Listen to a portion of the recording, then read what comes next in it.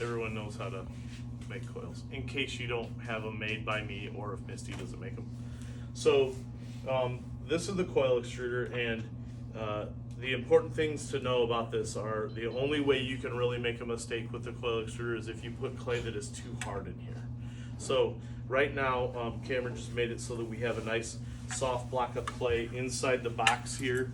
You can see that the die we have on is the one that has the coils, and so there's lots of other dies here. We can talk about those at another time, but as long as you have this orange part facing forward and the clay isn't too hard, probably you're going to be okay. Like you will, most likely you'll be okay.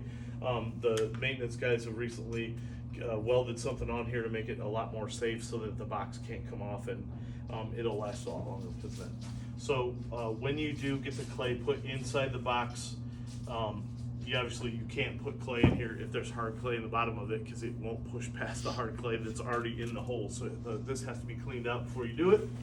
You're going to put this up at an angle and then tip it in so that it gets caught on that lip that's underneath there. And there's a little hole in the back for this safety key. And we just put that safety key in just so the box doesn't fly off, which it could do, but now that this piece of like welded steel's on the bottom here, I don't know that it would cause problems. So all you do then is turn the wheel, and it comes around really easily and nicely at first, but then once you meet the tension of the clay, it does get a little firmer. And there's a little pin right up here at the top that meets the steel that it comes to, like at the end. And once you've met that spot to this top part, then you have your coils made, and there's no more in there. So we get all the way down, we get to that spot, and then that's what the coils look like when they press.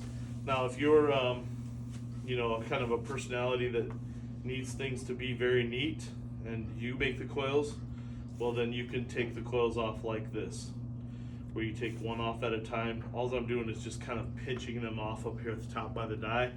But if you don't care about those things, you can also just take a wire and get it back here, get all the way to the top of the box, and just cut them all off at once. So that's how you make coils, and this is where you'll usually get coils.